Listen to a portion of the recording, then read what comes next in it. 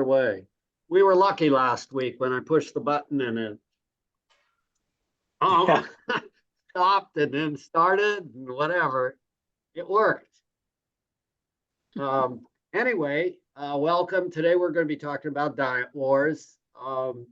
And before we get started, though, we want to give you all a chance to chime in with whatever thoughts you have, questions for a few moments, and then we'll get on with it further. And then you'll have further questions maybe. So anybody have any questions, any comments that you'd like to make? I have a question. Okay, Marcia. My sister texted my brother that she has ALS, the Yeah. Lou Gehrig disease. Is Aye. there Yikes. anything that can be, yeah, not nice at all, but No. is there anything she can do? Not that I'm aware of, unfortunately. Yeah. Scott, have you seen anything for ALS? No, no. That is one of those. Alice, you heard anything for ALS? No, but there was a new medication that got this conditional FDA approval and they're pulling it off the market. It was not, so there was this new fancy medicine, like some kind of IV infusion, but it turned out not to be the breakthrough they were hoping. So it is going to be taken off the market. Well, Well, thanks one for. of the things I had done was 3 years ago, I had talked about whole foods, plant-based, because Yep. that's what I'm on, and I'm so glad I'm on it. But she, yeah, later. Yeah. Now she's sick. I don't know that there's any studies that show that this would prevent or particularly reverse I a don't know. I condition just like thought I'd ask. ALS. But you know, fortunately, there aren't a large group of people to be testing. I don't know how large a group it is, ALS, but it's Yeah, pretty horrendous problem. yeah. And Kristen, this isn't your particular specialty, but I don't know if you have anything to chime in about ALS. We've got a lot of docs and providers here at this meeting tonight, which is interesting. I'm sorry, I don't. Okay. Have anything to add. Okay, well, it's nice to have you in the room. Proudy, I have a question. What is ALS? it's It stands- amyotrophic lateral sclerosis. It's And, what? it's a degenerative Lou nerve Gehrig's. disease. Okay, I know. Lou Gehrig, a baseball player, had it. Okay, And- yeah, I know. I read all about that. Yeah. Okay, good. Thank you. You're welcome. Read all about it. Why did she ask then? Well, she didn't know what the Oh, I'm initials sorry. meant. I think. Okay. All right. Who's next? Anybody else have anything that they have a question about or a comment about? Things going well, having some difficulty, whatever.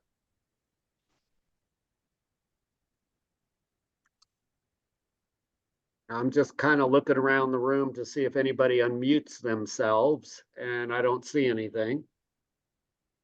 So I guess we'll go ahead and get started.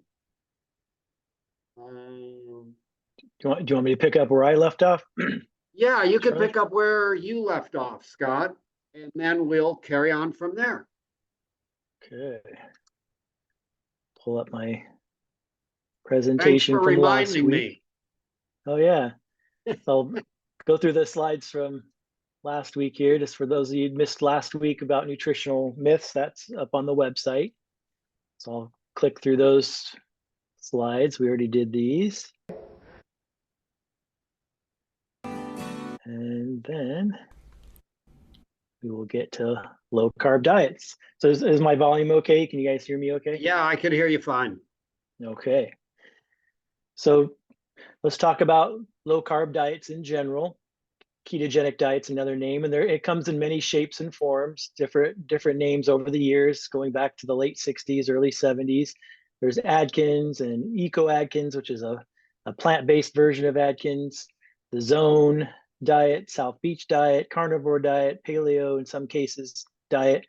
Can be, with paleo, it's kind of if you look at the way paleo was originally designed by the people who wrote the book, and how it was actually initially sold, it was actually more of a plant-based diet with wild game, basically, and avoiding dairy and whatnot. But the way people that were following it were usually following it not to the T that it was in the book, but it was essentially more of a low carb diet, because they just kind of picked the foods that they liked out of it and were eating. It was pretty meat heavy diet and some vegetables, but it was more or less the way people were using it was more of a low carb diet.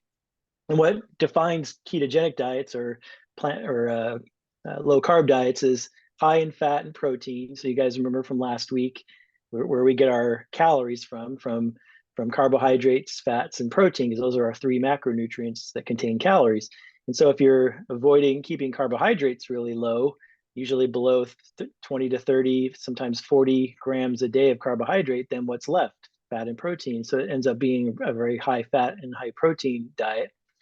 And so if you keep the carbohydrates low enough, it puts you into ketosis, which is a form of sugar from breakdown of fat, from fatty acids, and because we can use sugar, glucose for energy in our brain, but we can't use fat or protein in our brain. So our brain has to have a form of sugar, and ketones are a form of sugar from the breakdown of fatty acids. So ketosis is kind of the key to it, because if you're going to lose weight, you have to be able to burn fat for energy.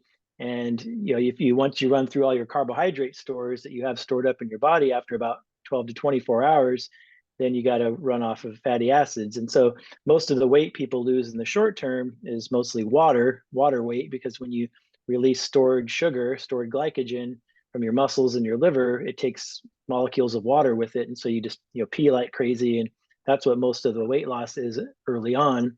And then you do lose some fat, but you actually also lose muscle. And you actually lose more muscle on this diet than most other diets out there. And it's kind of one of the dirty little secrets of it. But that's essentially how you lose weight on it. And so it comes with some risks. So not only does the ketosis suppress your appetite, essentially makes you sick, it actually you can get bad breath, makes you constipated. It can cause gallbladder disease, kidney stones. So there's a lot of side effects with it.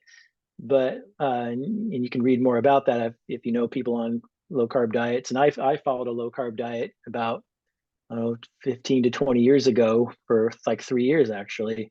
And so I've been on that side of the aisle, so to speak, and realized that when the long-term studies came in, 5-year studies and studies that were a little bit more telling of the health benefits or risks, it was a lot of health risks. And so didn't want to continue with that way of eating. And so really nobody should either. But one of the biggest side effects or concerns with it is heart disease. And a lot of the studies are showing that. There's a couple of 5-year studies that have been done, one in Sweden, which showed people on low carb diets had increased like over a 50% increased risk of death from a heart attack after 5 years, people that already had heart disease. And then this study I'm going to show, this Dr. Greger video, shows a study that was done on the blood flow of the hearts of people that were following a low carb diet. So I'll have us take a look at that, and then we can answer questions about low carb diets, because they are so popular out there. And then unless Dr. Ross has more on low carb diets in his presentation a little bit later, we can take questions on that. So let's watch this video from Dr. Greger on one of the concerning studies for people following low carbohydrate diets. People going on low carb diets may not see a rise in their cholesterol levels. How is that possible? Because weight loss by any means can drop our cholesterol. We could go on an all-Twinkie diet and lower our cholesterol if we were unable to eat the dozen daily Twinkies necessary to maintain our weight. That's why a good cocaine habit can lower cholesterol. Chemotherapy can drop cholesterol like a rock. Tuberculosis can work wonders on one's waistline. Anything that drops our weight can drop our cholesterol, but the goal isn't to fit into a skinnier casket.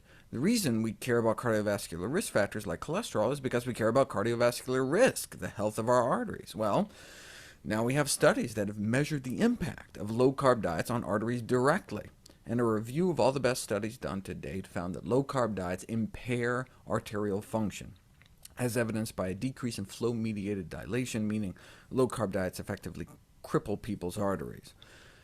And since the meta-analysis was published, another study found the same thing: dietary pattern characterized by high protein and fat with low carbohydrate associated with poorer peripheral small artery function, again measuring blood flow into people's limbs.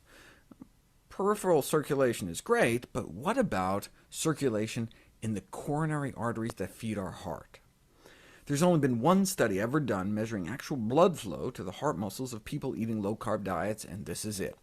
Dr. Richard Fleming, an accomplished nuclear cardiologist, enrolled 26 people into a comprehensive study of the effects of diet on cardiac function using the latest in nuclear imaging technology, so-called SPECT scans, enabling him to actually directly measure the blood flow within the coronary arteries. He then put them all on a healthy vegetarian diet, and a year later the scans were repeated. By that time, however, 10 of the patients had jumped ship onto the low-carb bandwagon. At first, I bet he was upset, but surely soon realized he had an unparalleled research opportunity dropped into his lap. Here he had extensive imaging on 10 people following a low-carb diet, and 16 following a healthy high-carb diet. What would their hearts look like at the end of the year? We can talk about risk factors all we want, but compared to the veg group, did the coronary heart disease of the patients following the Atkins-like diets improve, worsen, or stay the same? Those sticking to the vegetarian diet showed a reversal of their heart disease as expected. Their partially clogged arteries literally got cleaned out. They had 20% less atherosclerotic plaque in their arteries at the end of the year than at the beginning. What happened to those who abandoned the treatment diet and switched over to the low-carb diet? Their condition significantly worsened. 40 to 50% more artery clogging at the end of the year. Thanks to the kind generosity of Dr. Fleming, we can actually see the changes in blood flow for ourselves. Here are some representative heart scans. The yellow, and particularly red, represent blood flow through the coronary arteries to the heart muscle. This patient went on a plant-based diet, and coronary arteries opened right up, increasing blood flow. This person, however, started out with good flow, but after a year on a low-carb diet, significantly clogged down their arterial blood flow. This is the best science to date, demonstrating the threat of low-carb diets, not just measuring risk factors, but actual blood flow in people's hearts on different diets. Of course, the reason we care about cardiac blood flow is we don't want to die, and a meta-analysis was recently published that finally went ahead and measured the ultimate endpoint, death. And low-carb diets were associated with significantly higher risk of all-cause mortality, meaning low-carbers living a significantly shorter lifespan.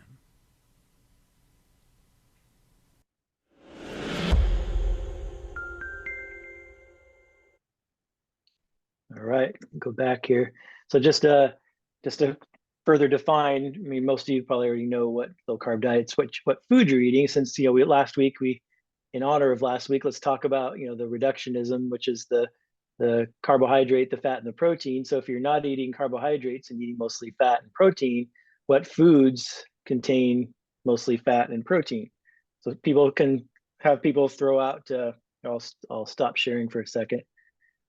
People start naming foods that are low in carbohydrate but high in fat and protein, since we want to talk about food. Meat. Here you go. Cheese. Cheese. Nuts, Milk. Good. dairy. Eggs. Good.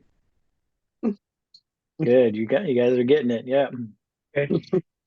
So you're pretty much just eating the stuff that has no fiber, low in nutrients, high in saturated fat and cholesterol. Yeah, Eggs and oil. exactly. Good. So does anyone have any questions about what low carb diets are, ketogenic diets, all the different names for them? Well, I had a question on why it promotes loss of muscle mass.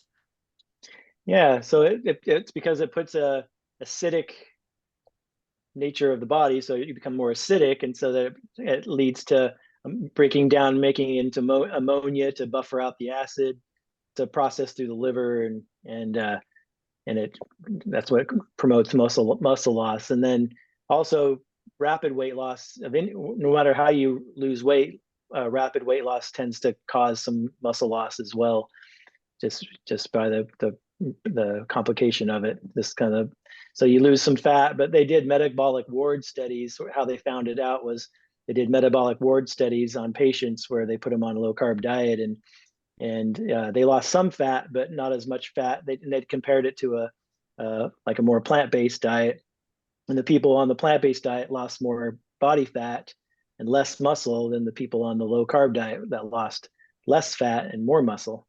Of course, they lost more weight initially than the low carb or than the whole food plant-based people because they lost so much water weight initially. I don't have a question about that, but what surprises me is the author of the South Beach Diet book. He's a cardiologist in Florida, but his book has meat and stuff in it. Right, I know.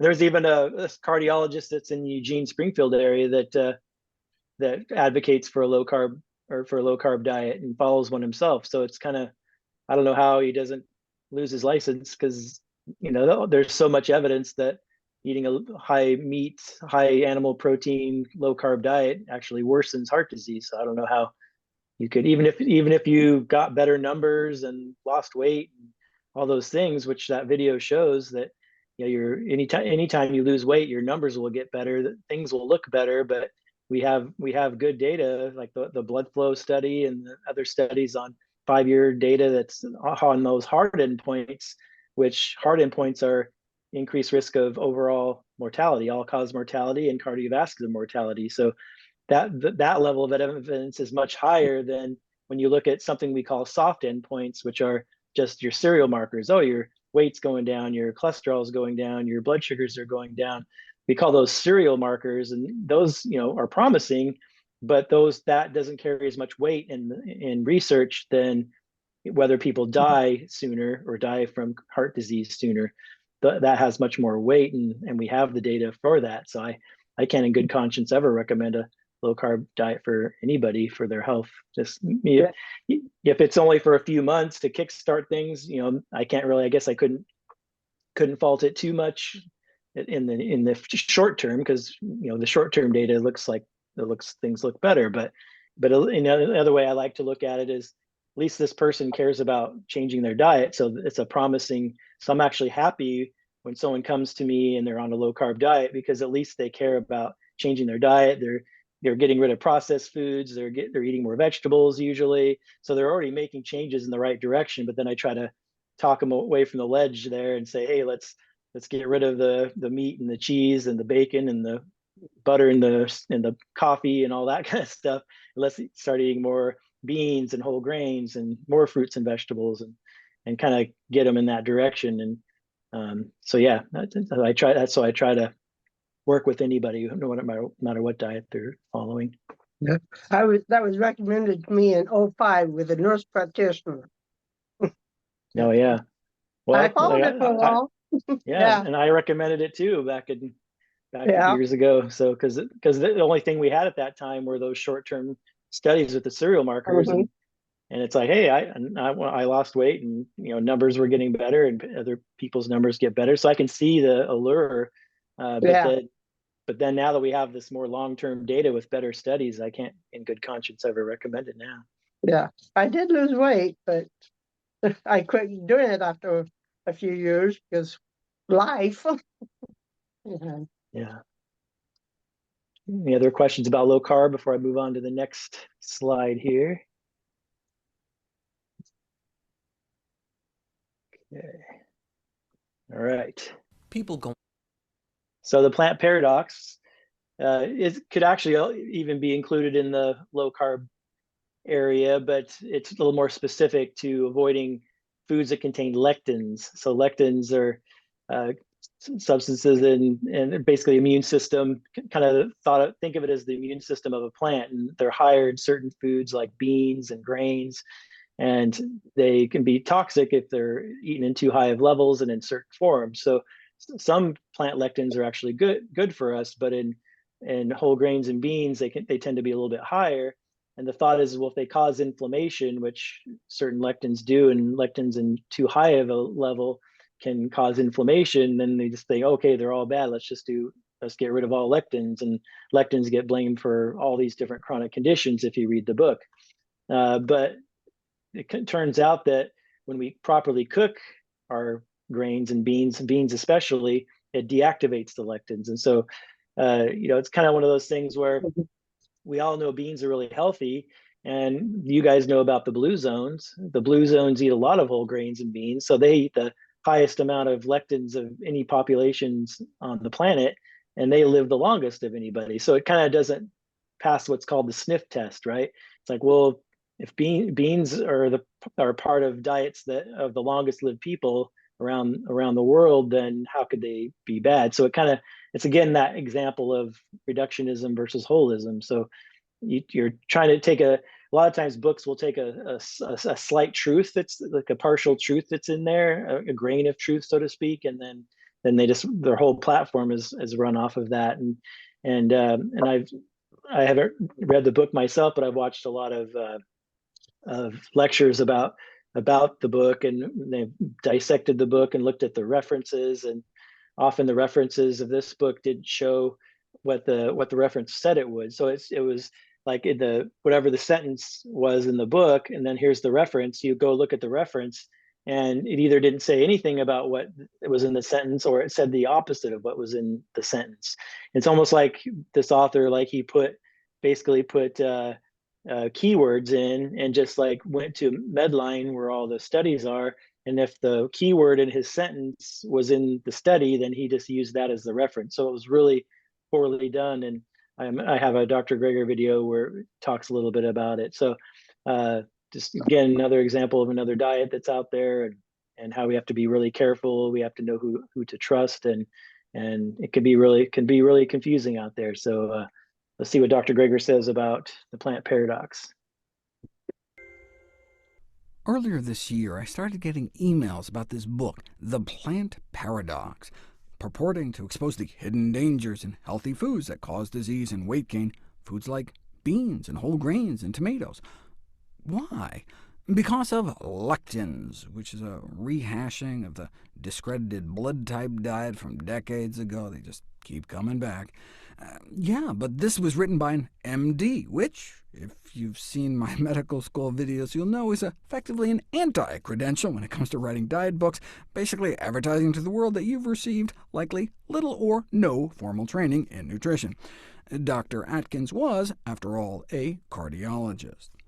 But look, you want to give the benefit of the doubt. The problem is that it doesn't even seem to pass the sniff test. I mean, if lectins are bad, then beans would be the worst, and so bean counters would presumably find that bean eaters cut their lives short, whereas the exact opposite may be true. With legumes, beans, split peas, chickpeas, and lentils found to be perhaps the most important dietary predictor of survival in older people in countries around the world. As Dan Buettner points out in his Blue Zones work, lectin-packed foods are the cornerstone of the diets of all the healthiest, longest-lived populations on the planet. Plant-based diets in general, and legumes in particular, are a common thread among longevity blue zones around the world, the most lectin-lush food there is. And if lectins are bad, then whole grain consumers should be riddled with disease, when in fact whole grain intake is associated with a reduced risk of coronary heart disease, the #1 killer of men and women, strokes too, and total cancer, and mortality from all causes put together, meaning people who eat whole grains tend to live longer and get fewer respiratory diseases, infectious diseases, diabetes, and all non-cardiovascular, non-cancer causes to boot. And not just in population studies.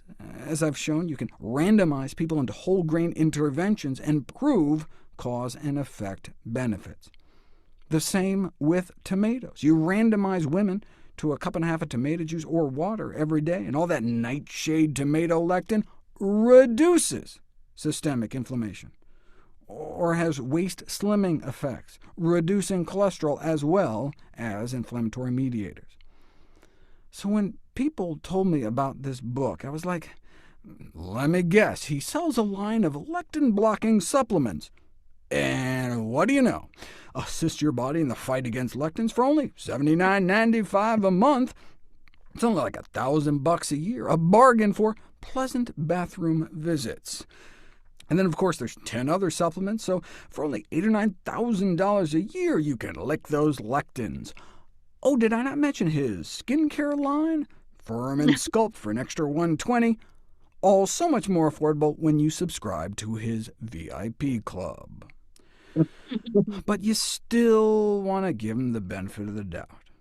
People ask me all the time to comment on some new blog or book or YouTube video, and I have to sadly be like, look, there are 100,000 peer-reviewed scientific papers on nutrition published in the medical literature every year, and we can barely keep up with those. But people kept emailing me about this book, so I was like, fine, I'll check out the first citation. Chapter 1, Citation 1, Forget everything you thought you knew was true. Diet books love saying that. For example, eating shellfish and egg yolks dramatically reduces total cholesterol. No. What? Egg yolks reduce cholesterol? What is this citation? This is the paper he cites, and here it is. By now, you know how these studies go. How do you show a food decreases cholesterol? You remove so much meat, cheese, and eggs that overall your saturated fat falls. In this case, about 50%. If you cut saturated fat in half, of course cholesterol levels are going to drop.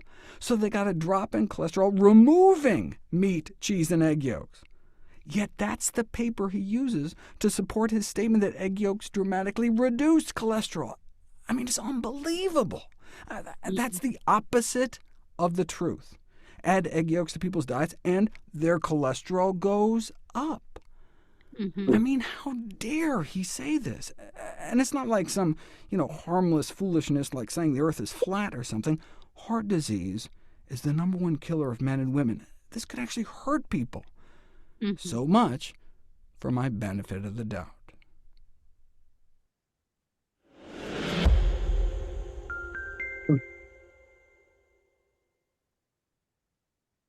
Okay, so I'll just name a few other Doctor.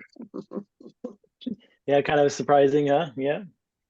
All right. So let's run through, before I turn it over to Charlie, let's run through a few more just types of diets out there, and Charlie will go into some more detail. So you've all heard of Weight Watchers, and which uses appetite control by portion controlling and points, assessing points to products, although they're starting to change and kind of jump on the bandwagon for weight loss medications nowadays, because that's where the money is, the Ozempics and those types of things.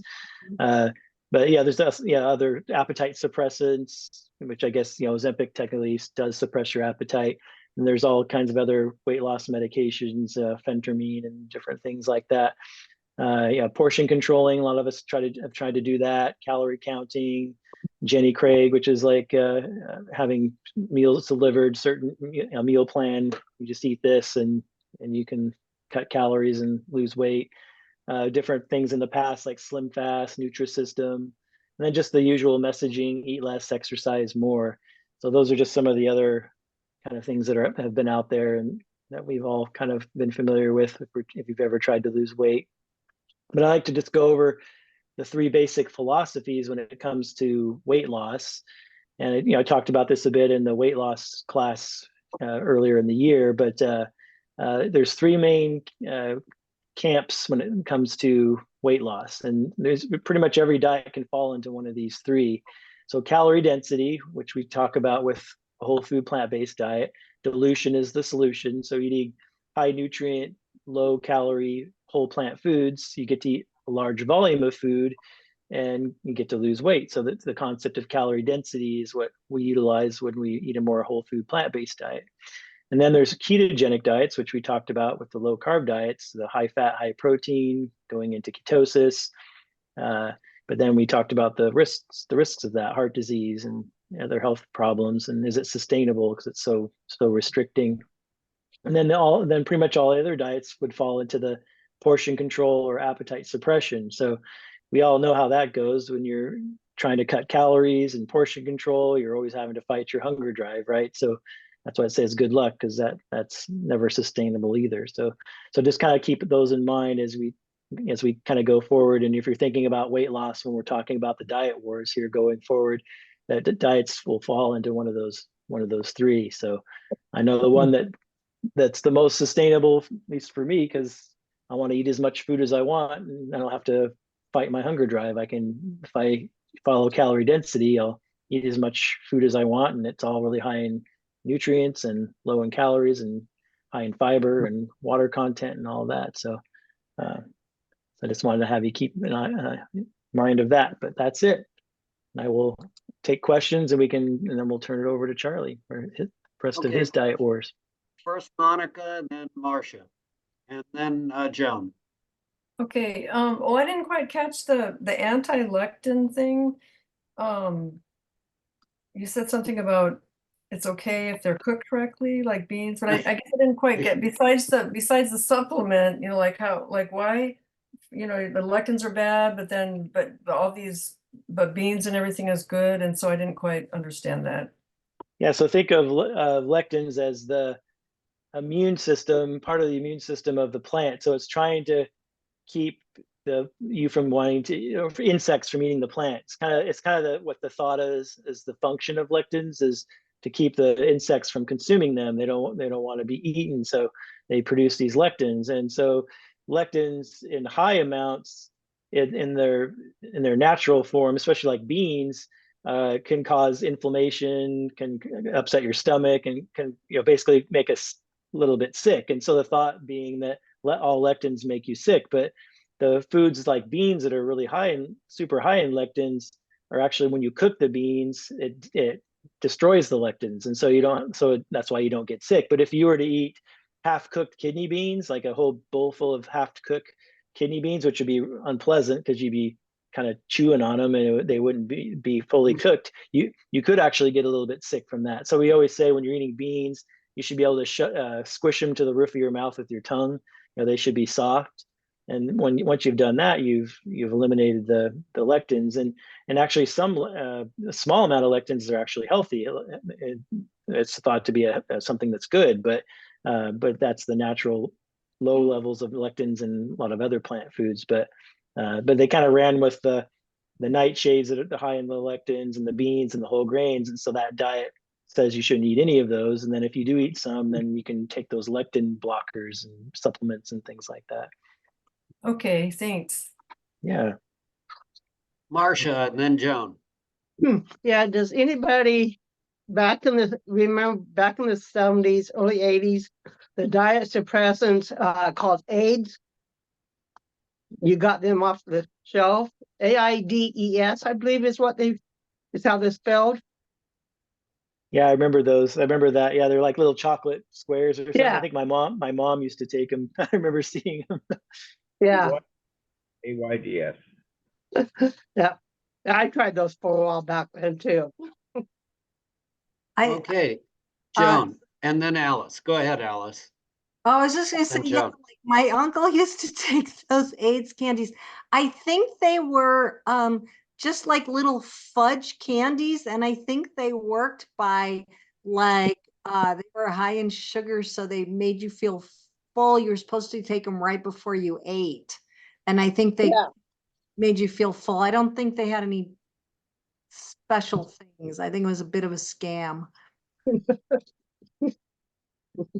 So much misinformation and scamming. Go ahead, Joan, and then Ken.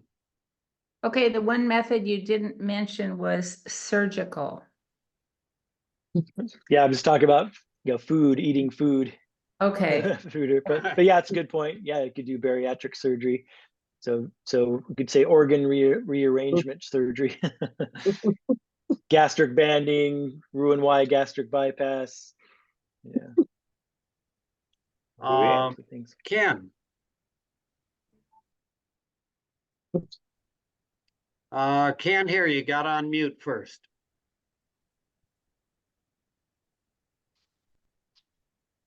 I'm just curious if anybody's ever looked into the V Shred diet, which is actually it's a weight loss program that Victor Sant, who's amazing. He looks amazing, and he promotes weight loss. And he comes on strong at the beginning, always saying, cutting carbs is no way to lose weight. And he actually makes a lot of sense. He makes more sense than Stephen Gundry. But now he's teamed up with Dr. Drew, and I don't know how many people know who he is, but he's got a lot of credibility in the world. I don't know if he deserves it, but these guys are entertainers as well as weight loss and doctors. So I wondered if so he pushes, take this free test. And I've never pushed the button to take the free test because I found a way that controls my weight. I don't need it, but I'm curious. He says there's 3 body types, and then he can design a plan for you. Has anybody ever done that? Press the button for take the body type quiz? I'm just curious what that's about. I've seen the ads on social media and Dr. Drew and all that, but I didn't. A lot of times they don't share what the philosophy is or what anything in detail about it because they want you to get buy-in first and give money and these kinds of things. So it's buyer beware, I guess. It's a money scheme. Isn't that the old like endo, ecto, and mesomorph thing? Kind of maybe I haven't seen that specific thing, but they're back in the 70s. There was the ectomorphs, which are the like skinny, wiry, like marathon runner types. The endomorphs, which are like the kind of stocky discus throwers, and the mesos, which were the in-between folks. And I mean, when I've seen that kind of thing, that's usually kind of a rehash of that. I think I haven't seen your specific. I'm glad you chimed in there because it sounds like what he's talking about. And he says all the time, weight loss is no secret. We've known how to do it for years, but things like using steroids get in the way, and we forget the proven ways to lose weight, which of course this is, but that thing about the 3 body types, that may have some merit. Thanks, everybody. Thank you, Ken. All right, any other comments from anybody before we? I had a comment. Okay, go ahead. I know that Joan mentioned people who have they get cut up and all that. Yep. I know 4 people that have had that done, and they've all gained the weight back. So I don't think that's really a good option. Yeah, they're starting to recommend it for pediatric or kids and teens now because we've gotten so desperate on getting people to lose weight. So it is a complicated problem, so it's I can see why they're reaching for that. But yeah, it's definitely because what's interesting about the studies I've seen on bariatric surgery, and I think Dr. Gregory even has some videos on it, where if you follow the diet that someone that's right before they had bariatric surgery and their first few weeks to months after bariatric surgery, if you put somebody that hasn't had surgery on the exact same diet, they lose the same amount of weight. So I don't know how much magic there is to the surgery, because if you just eat the same thing they're eating, you'll lose the same amount of weight. So yeah, I mean, the only thing that's interesting is I don't know if they compared effects of the diet change on diabetes. Because one thing is I found interesting is that even before patients that have had bariatric surgery, even before they lose weight, their blood sugars get better right away, and sometimes reverse their type 2 diabetes before they've even lost any weight. And so there's something with the change in the absorption of the anatomy that has some sort of effect. And I don't know if they ever, in that study where they just ate like the people that had bariatric surgery, if they had any patients with type 2 diabetes where that happened. That's the only thing I found, the only caveat I found kind of interesting.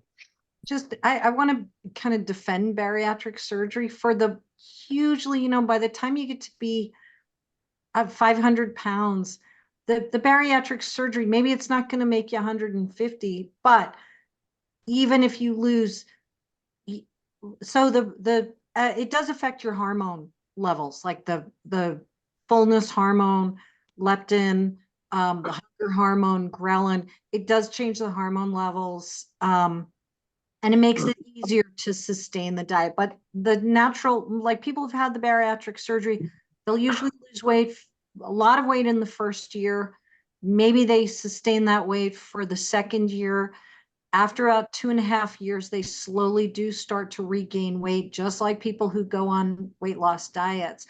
But most of them they'll still keep 50, 60 pounds off, which for some people can be the difference of being able to get on an airplane and fit in a seat. I mean, it is, or, be able to be more ambulatory. It can be helpful for really heavy folks. I always feel like I give this little contrarian opinion, but anyway. It's okay to be contrarian. We like that. I will tell you that there is a good book, which I'd encourage anybody before they had bariatric surgery to read. It's called Proteinaholic. It's by Garth Davis. He's an MD who is a bariatric surgeon. And he was apologizing to the patients who he is convinced to have bariatric surgery because a huge number of them just ate their way right back through his surgeries. And so now he focuses his attention on helping them change what they're choosing to eat. And then if that doesn't work, if, after you've given someone a half a year or a year to really get on the bandwagon and do something that you're going to have to do different, perhaps could be a life improving, whether it's life saving surgery. I don't know whether the statistics are in on that or not. But Garth Davis, Proteinaholic, it's really an interesting read. Yeah, so like Charlie was saying, he does still perform bariatric surgery. It's just what he mostly apologized about was the bad nutrition advice he gave his patients, and now he gives them whole food plant-based nutrition advice instead of low carb, because that's what most bariatric surgeons do. And so so that was good. Yeah, good book. I read it as well.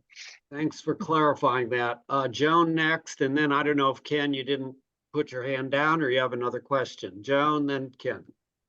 So what was meant by proteinaholic? Just how our culture is so enamored with protein, and protein, like we talk about these classes, is not the nutrient of concern. The nutrient of concern is fiber. So proteinaholic just means our society is so focused on getting enough protein, and that's kind of led us down the wrong path to eating more of the wrong foods. Okay, we having fun yet? All right. I'm going to go back to a full screen and share my screen. And let's see if I can do the share screen thing here and get it on. I'm glad that you went over those things. It saved me a lot of time so I can get on to some other topics. I had those actually listed to do tonight if for some reason you had not done them.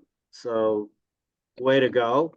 I did kind of make a little list of animal-based diets and plant-based diets. For those of you who are kind of interested in, you've heard Scott went over a number of those different diets, but specifically the animal-based diets. One of them, the one that's probably the most animal-based, is the carnivore diet, where you're just eating animal.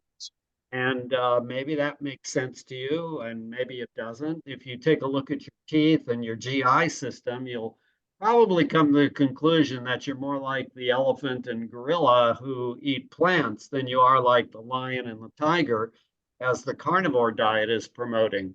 And then there is the Atkins diet, which is a ketogenic diet. It was kind of the first keto diet that came out. And then you have kind of a variation of that, which is the paleo, which has been very popular for a long time. And in Eugene here, at Natural Grocers, they've been kind of promoting paleo for quite some time.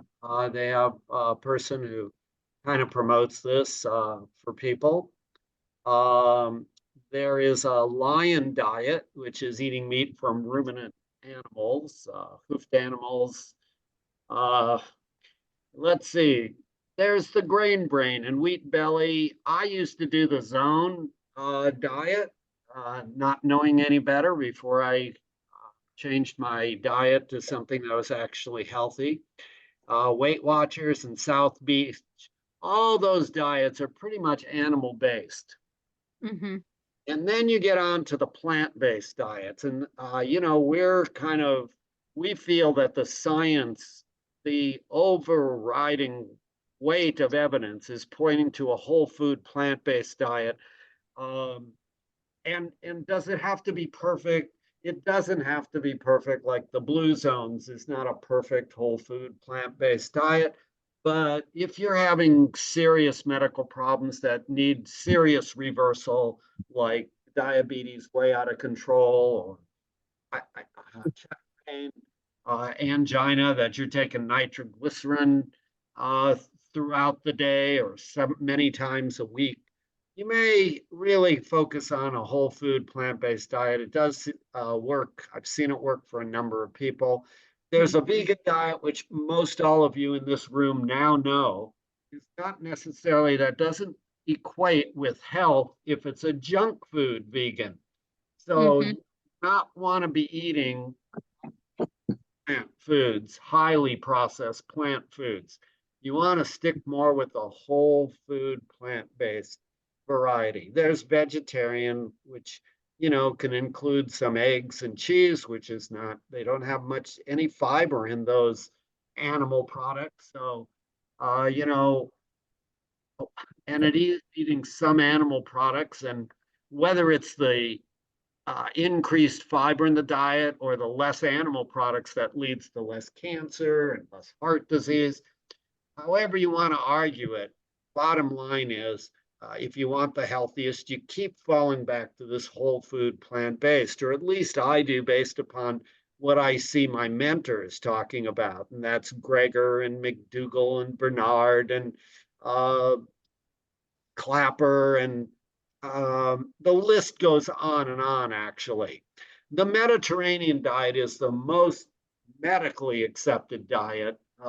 It seems to be the compromise that the medical profession is embracing, because that's where a lot of studies have been done, probably because they've figured that this is a diet that maybe people might actually follow, as opposed to a total lifestyle change.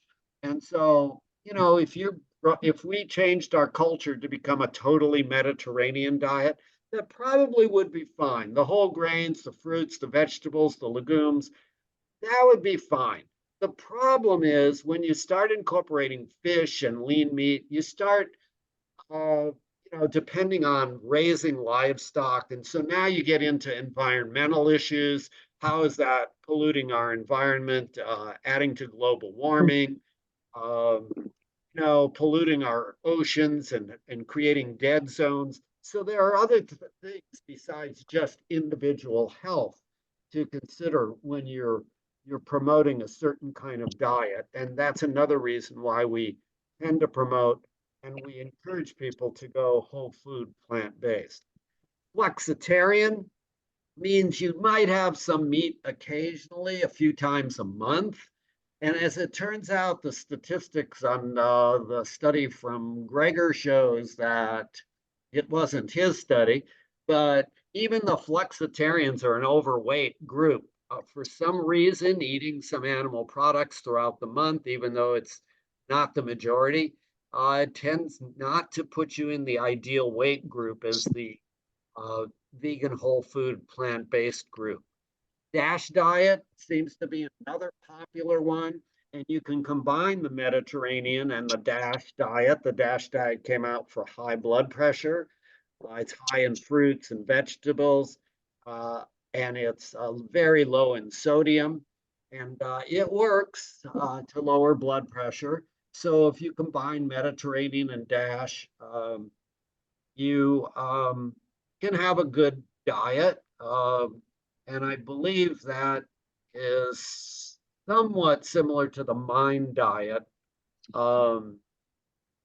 which supposedly is preventing dementia and those sorts of things. There is McDougall's starch solution, which is a plant-based diet, and the Barnard diabetic diet. And I don't know what happened to my screen, but I lost it. So we're getting on to the next issue. And the next issue is, I want to pull up this. I want to go back a little bit. Scott went over that one video about the ketogenic diet and how it, I've got to kind of turn off a sound here for a moment, if I can figure out how to do that. Someone is unmuted, and they need to mute their microphone if you would. I'm not sure who that might be. If you do, that would be helpful. Scott went over the keto. I want to go over briefly the paleo diet, because many of you may think that that's a good choice, or you have friends who are doing it. And the problem with the paleo diet is the next video I want to share.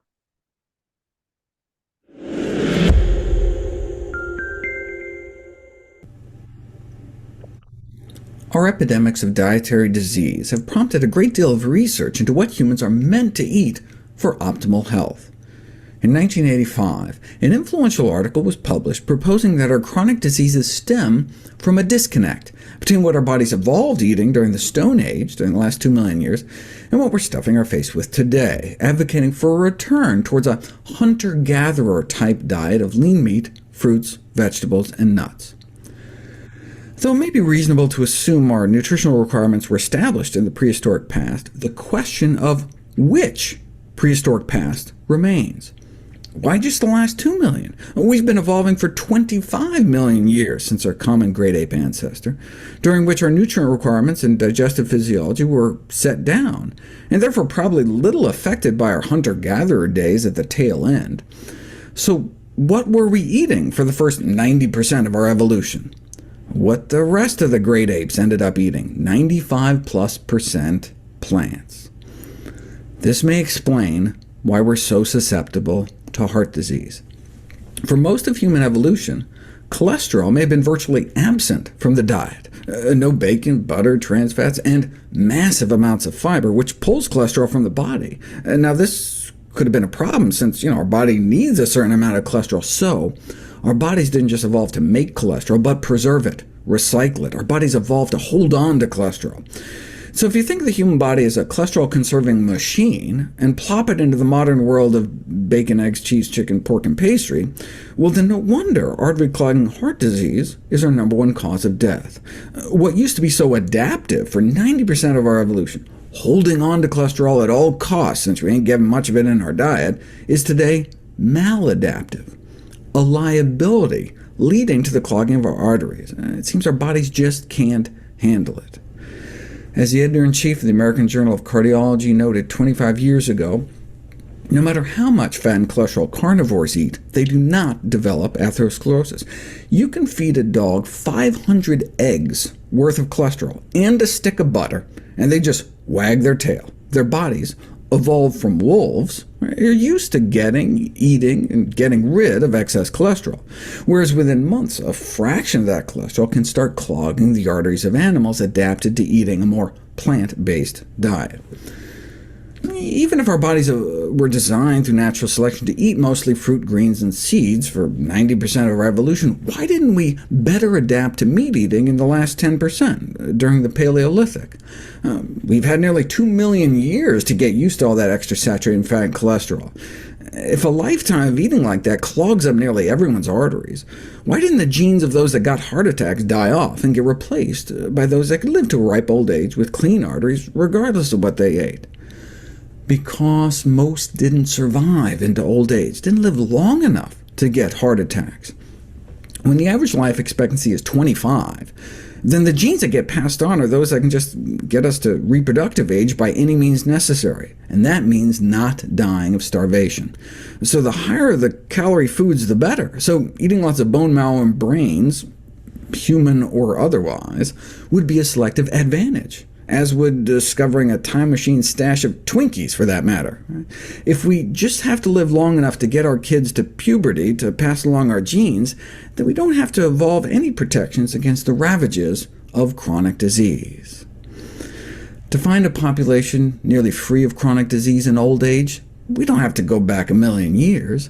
In the 20th century, networks of missionary hospitals in rural Africa found coronary artery disease virtually absent, and not just heart disease, but high blood pressure, stroke, diabetes, common cancers, and on down the list.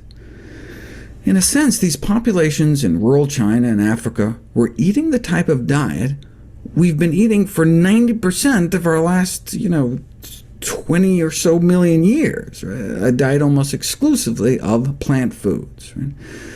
How do we know it was their diet that protected them and not something else? Well, in the 25-year update to their original paleo paper, they tried to clarify, look, they did not then and do not now propose that people adopt a particular diet just based on what our ancient ancestors ate. Dietary recommendations must be put to the test. That's why the pioneering research of Pritikin, Ornish, and Esselstyn is so important, showing that plant-based diets can not only stop heart disease, but have been proven to reverse it in the majority of patients. Indeed, it's the only diet that ever has, perhaps because that's what we ate throughout the vast majority of our evolution. The editorial comment I have to make about when I met with the cardiologist in our community who is promoting the ketogenic diet, I asked him, have you any studies that you could demonstrate that have shown reversal of heart disease, your cardiologist? And he said no. And so we shared with him Ornish's and Esselstyn's study, and he just insisted that his way of telling patients to eat keto worked for him, and it worked for his patients, and he wasn't interested in hearing anything else. So saturated fat is not a health food. I want you to listen to Dr. Dean Ornish talking with Rich Roll. Dean Ornish is one of our mentors, and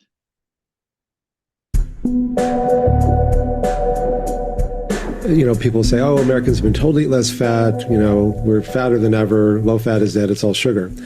But we may have been told to eat less fat, but I went to the U.S. Department of Agriculture database because they keep track of the entire food supply, not what people say they're eating, but what they're actually eating. Mm-hmm. And oftentimes there's a big discrepancy. And what we found is that in every decade since 1950, we may have been told to eat less fat, but we're eating a lot more fat, 67% more fat, more sugar, more meat, and more calories. More of everything. More of everything. So not surprisingly, we're fat, not because we're eating too little fat, but because we're eating too much of everything. Yeah, so the idea is that it's not that the low fat thing didn't work. It's that people didn't actually do it. And the other thing is, besides eating more fat, is people, when they did replace fat, they would replace it with sugar. So you have the Snackwell cookies and, you know, the Entenmann's cakes and things like that. And that's not a good choice. Right. But I think if you actually look at all of the data, there's more evidence than ever that an optimal diet is low in fat and low in sugar.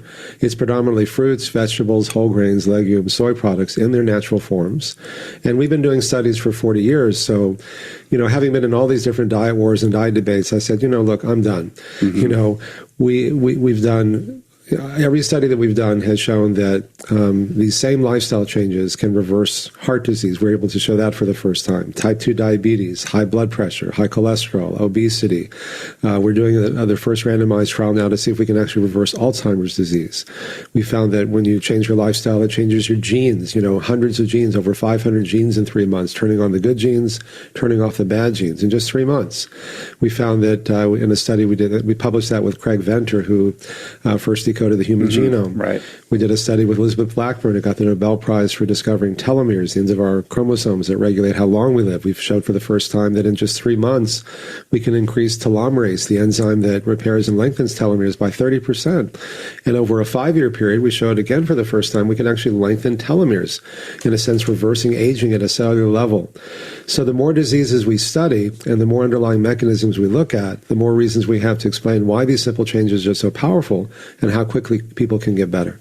What do you think that the challenges are or that you face in trying to communicate this message? Because if you canvass the conversations that are occurring right now, they do tend to swirl around this, you know, new obsession with eating a high-fat diet, and, you know, everything you ever heard about saturated fat is wrong, and people are, you know, all about keto, and, you know, it's always, there's always a new thing coming, right? A new craze, a new trend.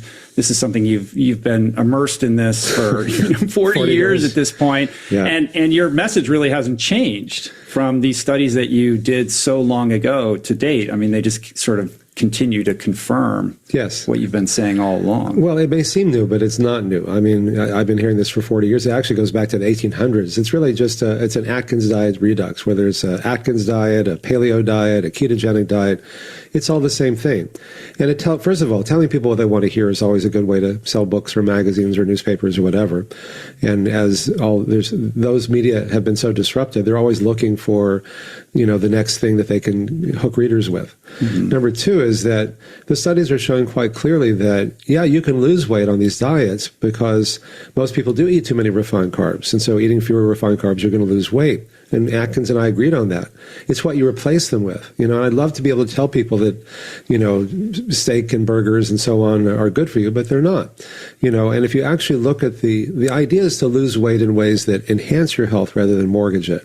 And there was a study in the New England Journal of Medicine that Stephen Smith published a few years ago that showed actually pictures of what happens on different diets, what happens in your arteries. I mean, you can lose weight with chemotherapy, you know, or smoking cigarettes, or lots of ways of losing weight that aren't really good for you. Amphetamines are a good way of losing weight. And what they found is that on a whole foods plant-based diet, your arteries are clean. On a typical standard American diet, which has the great acronym of SAD, they're partially clogged. And on a high-fat, high animal protein diet, whether you call it an Atkins or keto or paleo diet, they're severely clogged. And even if their weight and even if their blood pressure may be lower, because these often work through what are called non-traditional risk factors, things that people, you know, the little white blood cells that nibble your arteries and keep them clean and so on. And it's not even just about over long periods of time. Even a single meal that's high in fat and cholesterol can reduce blood flow to your brain, can reduce blood flow to your heart.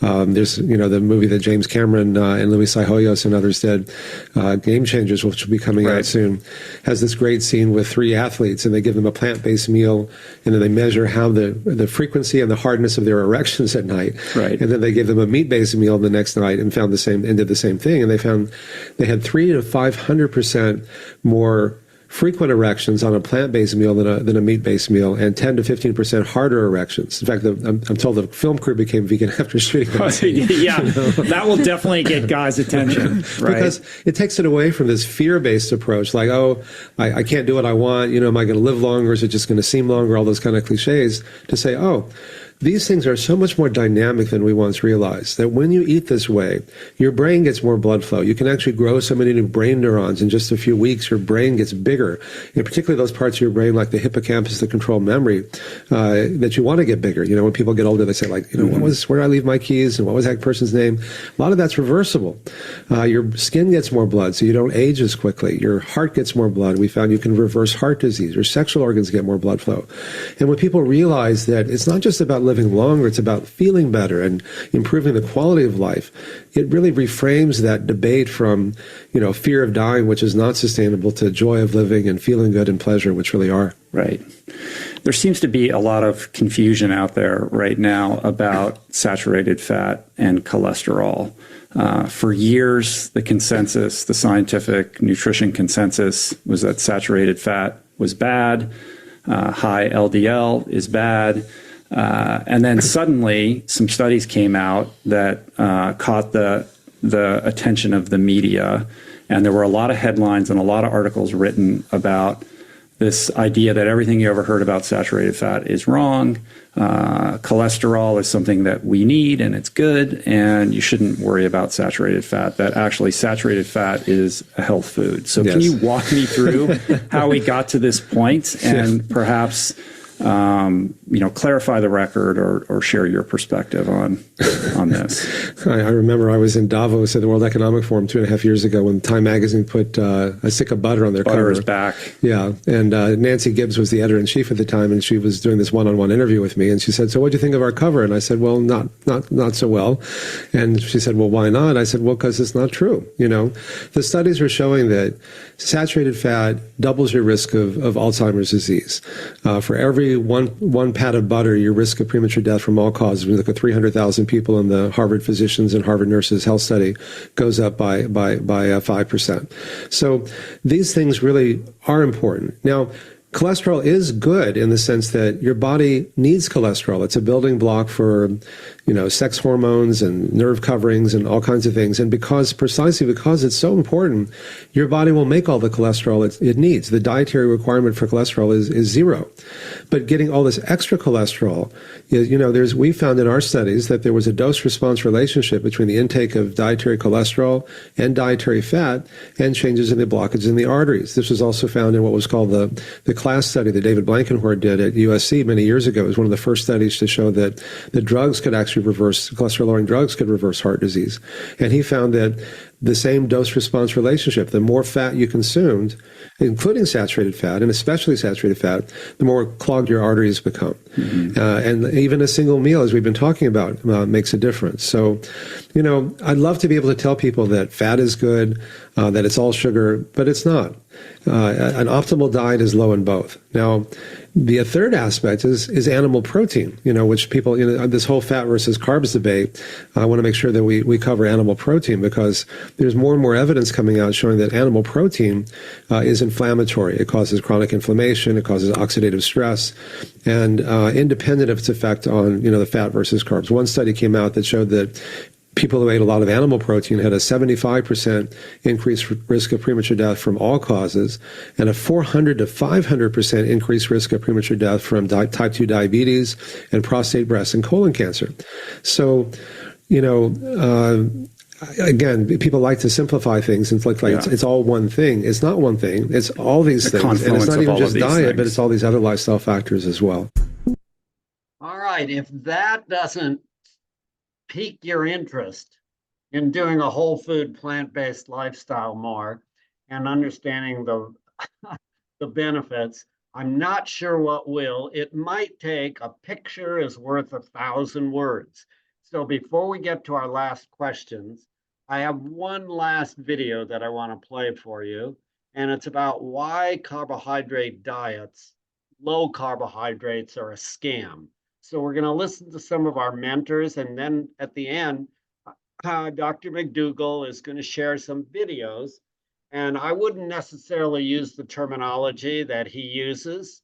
It might be inappropriate to some people, but I guess we can debate whether we should show this or not and whether the language used is appropriate. But here we go. You've been formidable and outspoken about low-carb doctors. I want to talk about their motives. Do you believe these people have a lack of integrity, or are they just misinformed? At a certain point, it doesn't really matter, right? Whether they're doing it just to sell books, or they're doing it because they've deluded themselves into thinking that this is true and they haven't really looked at the science.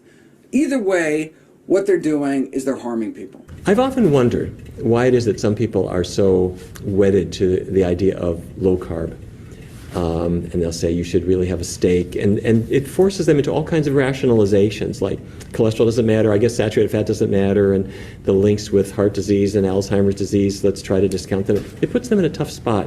And I'm really not quite sure where that motivation comes from. The rationale would be, well, look, yeah, maybe the low-carb diet isn't really health promoting, and maybe it isn't that good of a thing, but it's better than the alternative.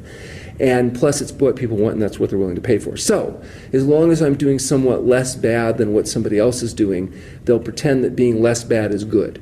I don't think something less bad is good. It's still bad, it's just less bad. What we should do is have the integrity to tell the truth and let the chips fall where they may. Here are the 15 leading reasons Americans die, and a plant-based diet can help prevent nearly all of them, can help treat more than half of them, in some cases even reverse the progression of disease. For many, many years, there have been doctors who have said, if you're overweight, take out all the carbohydrate, or most of the carbohydrate from your diet for a while, and since that's half of what you're eating, you're going to lose weight. I mean, you take out all the potatoes and all the bread and all the fruit and all the beans and all the pasta, you'll lose weight. The low-carb movement, they do see results, and that's why they're so successful. You do have initial results, but those results don't stick, and that's what's concerning about that. You will lose weight. However, after a period of time, you say, this is like starvation. Can I bring these foods back? And the weight comes back, but worse. In that interim, if you're not eating all of those healthy foods, what are you eating? You're eating meat. You're eating heavy cream. And weight loss normally causes cholesterol levels to fall, but on these fatty, high cholesterol diets, sometimes people's cholesterols, despite the fact that they were losing weight kind of from semi-starvation, their cholesterols went up, sometimes way, way up. And when Dr. Atkins himself, poor man, I mean, he died of an unfortunate accident, but then there was a big controversy, which I was in the middle of, where he had heart disease that he hid from people. The Atkins Corporation, when I came out with my book against low-carb diets, sued me for libel. I was making libelous statements against Atkins. I'm saying his diet was bad. Of course, he dropped dead before they were able to carry out their lawsuit, and they went bankrupt 4 months after the book came out, so they weren't able to. But I published the attorney letter online with a point-by-point rebuttal. So I encourage the meat and junk food industry to sue me. I could use the extra traffic. I don't know what the real motivation of people who tell dangerous, dishonest messages are. But what they're saying is dangerous and dishonest. And you can look at it from the cruelty of animals point of view, from the environmental point of view, from the human health point of view.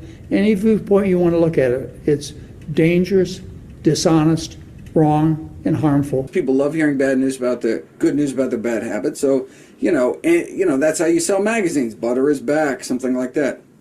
But you're selling the public short. The public deserves and needs to know that there is a consensus among the nutrition scientific community going back decades about the foundations of healthy eating and healthy living, and that is more whole plant foods, like more fruits and vegetables, and minimize their intake of animal foods and processed junk. The reality is that there's a lot of people that sometimes are well-intentioned, misguided idiots, and oftentimes they're in a position of power politically or involved in organizations that can be a real pain and really disturbing. And it's not, and the part of the problem is it's not that they're evil people, they're just really stupid or really misguided. And as a consequence, they make decisions that are unfortunate. There's also people that know full well what the truth is, but their own financial vested interests are so powerful that they really aren't willing to admit up to it. People often do things that they maybe in their heart of hearts wouldn't do, but for the money.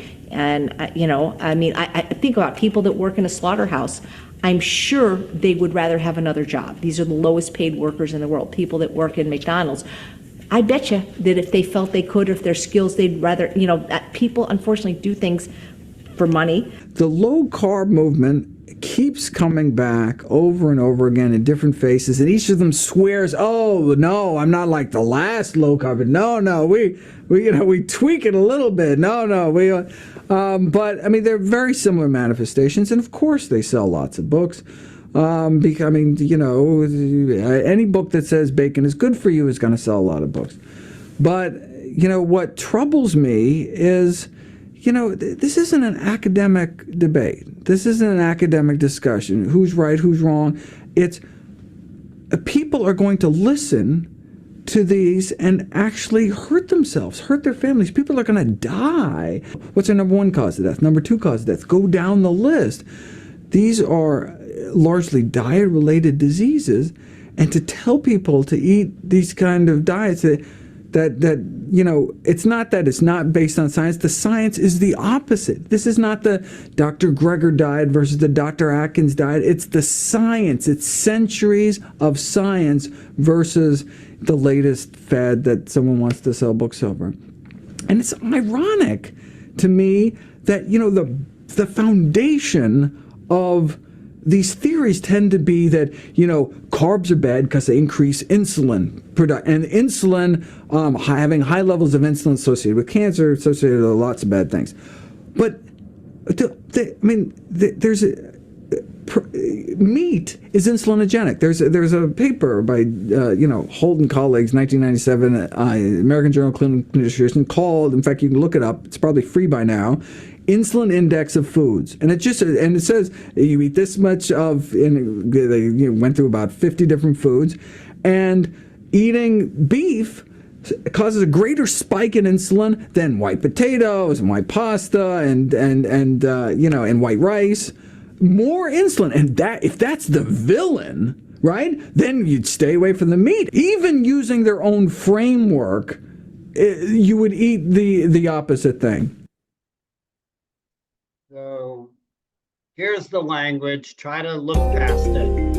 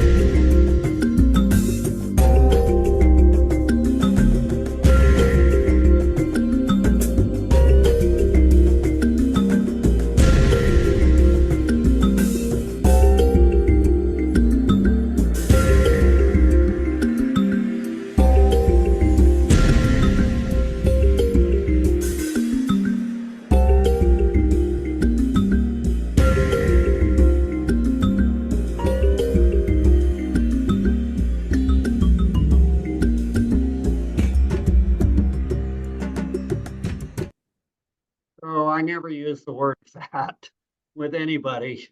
That's dropped out of my vocabulary. But I must tell you, the video, the book, the authors, it does paint a picture of people being overweight, promoting meat-based diets, and they are definitely lean, ideal body weights for those who are promoting whole food, plant-based. Go ahead, Joan. So what does it mean to take the Hippocratic Oath and do no harm? What does it mean?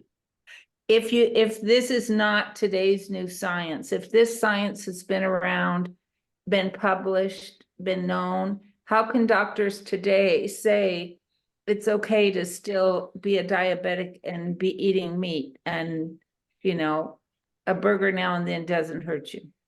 Well, you notice the frustration in the gurus who we follow, the frustration they had in their voice about how people can promote these, how it's wrong, it's malpractice, it's this, that. And yet there's a certain culture and tradition. And, I think that there's a belief by the doctors who continue to promote this. They just haven't had the training. They haven't read the science. Like Scott mentioned, we don't get any nutrition training. I had zero. And it just took a stroke of luck for me to listen to somebody who I decided to open my mind, because my wife said, do you think we should do this? But I surely would still be that standard American doctor pushing the pills and telling people chicken is healthy for them. And that's what I ate, and the zone diet. And so that's why we continue to promote these classes and keep spreading the word. So do doctors have to do regular schooling to maintain their license? They do, but there is really not a nutrition requirement to keep their continuing medical education up. I think California tried to institute that. I don't think they were very successful. I think they were fought by the family medicine department or whatever it is. And so even though you know how important this is, the medical profession still doesn't understand it. However, there is this new college, American College of Lifestyle Medicine, which is definitely promoting the change in our diet. And it's being incorporated into residencies now, over 200 residencies that medical students go through before they become practicing doctors. They are incorporating lifestyle medicine, and it's just now. We're on the kind of the front edge, the cutting edge of training physicians to understand this. It's sad. Thank you. You're welcome. There was a question in the chat about aortic stenosis. Is Kristen still in the room, or a cardiologist? Let's scan through. She might not be. No, it looks like she's not here anymore. Yeah, I don't see her in here. What's the question? Just whether a whole food plant-based diet could be helpful. I mean, it's valvular disease. Aortic stenosis is the valve that is where your aorta, where your left side of your heart pumps the blood out into your body. There's a valve there called the aortic valve, and it gets narrow. So it kind of gets calcified, stiff, and narrow. And so that, I mean, I could say that, some of the factors that might contribute to aortic stenosis are having high blood pressure, having your heart have to pump against a lot of resistance, do a lot of work, laying down the extra calcium on the valve because you're eating lots of, you have a lot of chronic inflammation in your body. So I would say that eating a plant-based diet and following all the lifestyle medicine behaviors we talk about in classes would reduce your risk for developing aortic stenosis. But once you have aortic stenosis, I don't know how much, you might not be able to reverse the calcifications or the narrowing of the valve in any significant way. But if you're reducing your blood pressure, improving the blood flow in your heart, I can only imagine it's going to be helpful at not having as many symptoms of, say, shortness of breath and all the symptoms that would come with aortic stenosis. It could only be helpful. But as far as making any significant change to the way the valve is functioning and working, I don't know that we have any data on that. Yeah, I don't think we have any data yet, but it's something I would do to prevent further worsening. Monica first, and then Doug. Okay, Well, I saw a couple of books on that list. I read that the wheat belly, and I thought a lot of what they were talking about was genetically modified foods, that's worse, that's bad for you. And so, and we don't talk about that much, like, I mean, maybe we talk about organic, and that usually, I'm always look for the non-GMO when I'm shopping because of that. And then that was one question or comment. And then the other one was the grain brain. I hadn't I have never read that, and I just kind of wondered, is that this kind of the same premise that if you eat a lot of grain, your brain is kind of mushy? Yeah. I haven't actually read Grain Brain either, but it is an animal-based diet, and it sounds good. Things sound good, but I'm banking my life on the person who's reviewing the 100,000 articles a year around the world on nutrition, Gregor, and how he puts the evidence together, and still waiting for someone to find something wrong with his work. So and wheat belly and grain brain kind of follow the same philosophy that I talked about earlier with the lectins, with the plant paradox. So you take a seed of truth and then create your whole premise on it. So with wheat belly and grain brain is that they actually looked at some studies of people that have celiac disease, so gluten allergy. And when you put them on gluten containing grains, it causes inflammation in their body. So then they just basically universally say that for everybody. So if people with celiac disease which are allergic to gluten, you give them gluten containing grains, it causes inflammation in their body. So we should all avoid all grains, not even just all gluten containing grains, but so it's basically just another low carb diet redo.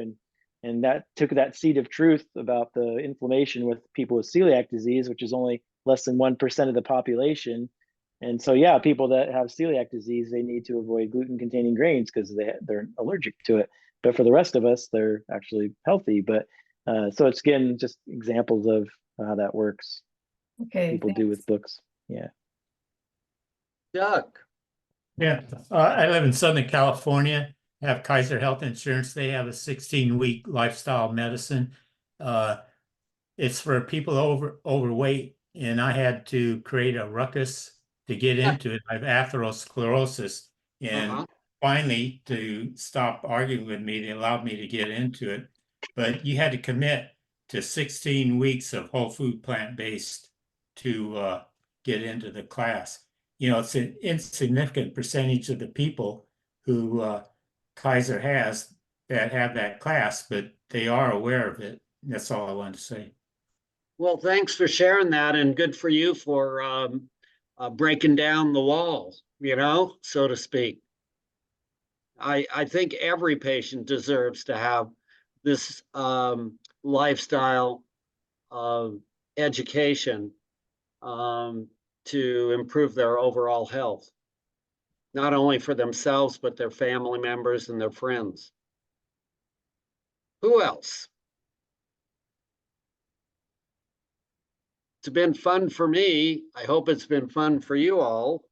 Scott, what's on the agenda for next week, and any other thoughts? Yeah, next week's an open forum. And then then after that, it's our 2-part series on diabetes. That's what's coming up. And then hopefully you guys will go onto the Eugene Plant-Based Provider website and check out the upcoming events. We got there's the grocery store tour. I don't know if anyone in the room has signed up for that. That's coming up on April 24th. They'll do another one in May.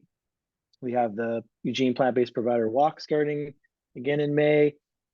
Potluck in June. So check out those upcoming events on eugeneplantbasedproviders.com website. And the book club is this coming Thursday. We're starting the How Not to Age book. First meeting is this Thursday at 7.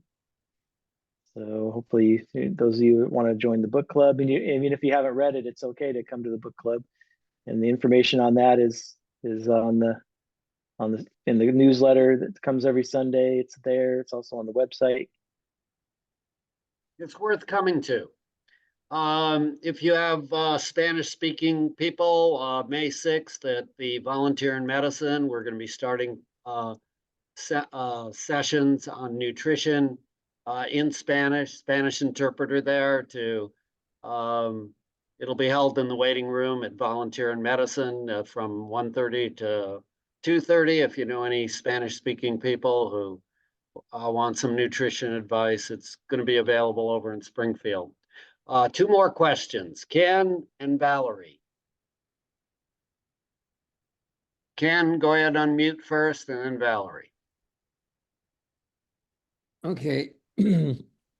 Back to GMOs. So the bottom line is, first we need to know what GMOs are. And I suppose everybody knows the main GMO is Roundup Ready herbicide. So farmers only have to spray one herbicide and they don't have to go hoe the fields anymore. Because most soy and other grains, a lot of other grains are genetically modified to be resistant to Roundup herbicide. So really, I'm really interested in food politics. And so I just have two authors that I follow and read and watch. One is Michael Pollan. He wrote the book, The Omnivore's Dilemma, and he's just super interesting for people that want to know what's going on with food and the food industry. And then the other one, not surprising, is Michael Greger. And both those guys say, yeah, you probably should avoid GMOs, but if that's the only way you can get soy and other vegetables, there's no real proof that it's bad. Myself, I avoid them, but I won't skip tofu if I think it might not be organic. And it's the only choice I have. Thank you. Thanks for sharing, Ken. Valerie.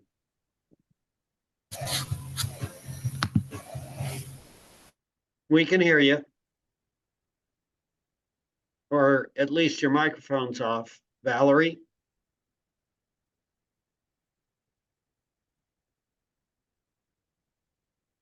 Well, maybe the microphone is not working. So Charlie, are you giving the talk at the Volunteers in Medicine and then someone's going to interpret for you, or is it somebody else? Yeah, so I'm giving the session. What I did is I took my introductory PowerPoint and it's very easy to change to Spanish, all the headings and all the information. And so I know what the English is. I've done it enough. And then there will be an interpreter there who will, I won't be able to understand most of the responses of the people, but we'll do that in a group session for whoever shows up. It's exciting. Yeah. Go ahead, Valerie. We see you. Did you have something to say? Oh, can you hear me? Yeah, now we can. Go ahead. Oh, good. Well, I just wanted to say that I've had two doctors that I've really thought highly of that are very pro functional medicine and thus the keto paleo route. And that just confuses me because I really respect them. One is my own doctor, although I've been a vegetarian since I was 17, which is a long time. So are you still vegetarian or did you switch to keto because they suggested that for you? No, I tried a couple times, but it didn't even last a week with me. Well, fortunately for you, it didn't last. And, boy, this is part of the war that's going on, that, they happen to be receiving benefits. They're young enough probably that they're not acknowledging or knowing that they're getting changes in their body potentially that's going to affect them long term. And they apparently haven't seen the science connected with it. And if they look at, most of the organizations around the world, World Health Organization and many, many organizations, many countries, look at Canada, look at the Norwegian countries, they're all promoting plant-based diets for not only individual health, but for the health of the world. So even if their diet work for an individual, keto diets are not good for our environment. So, and the animals don't like them at all.